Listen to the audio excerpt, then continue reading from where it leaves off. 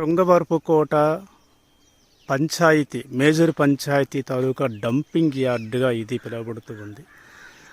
మనం గమనిస్తే ప్రకృతి ఒడిలో పుణ్యగిరి పర్వతాల కొండల నడుమ ఈ దట్టమైనటువంటి అడవిలో ఈ విధంగా ప్లాస్టిక్ అనేది డంపింగ్ చేయబడుతూ ఉంది.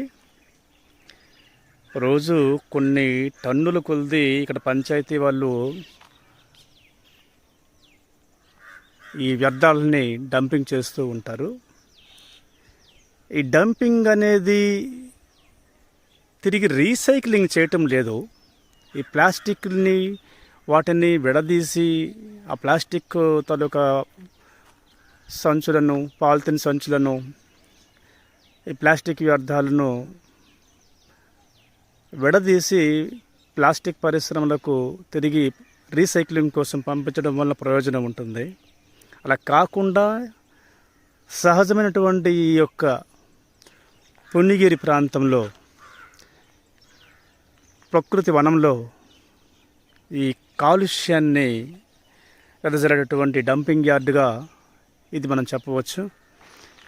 మనం గమనిస్తే ఈ డంపింగ్ అనేది ఇక్కడ తాగటం లేదు. ఈ వ్యర్థాలు అనేవి ఇలాగా ఈ కాలువల నిండా అవి పేరుకుపోతూ ఉన్నాయి. ఇలా పేరుకుపోవడం కారణంగా ఈ సహజంగా వర్షాకాలంలో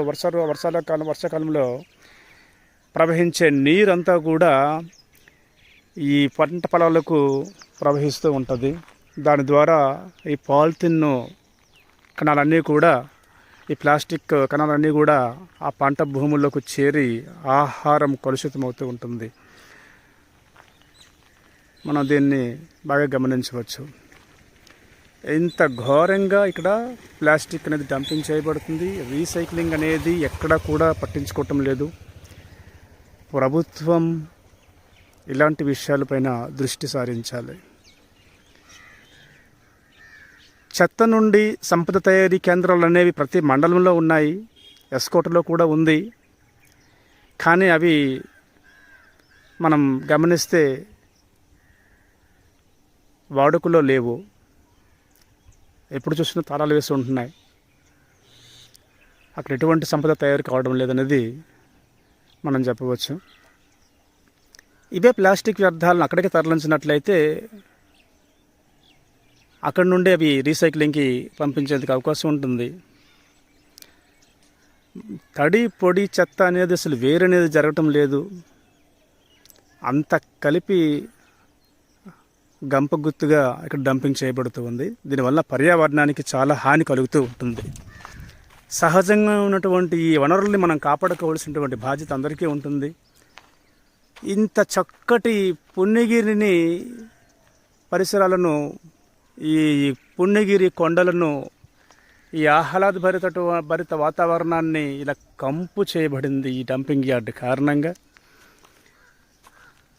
దీనికి సంబంధించి సమీప భవిష్యత్తులో ప్రణాళికలు రూపొందించవలసిన అవసరం ఉంది.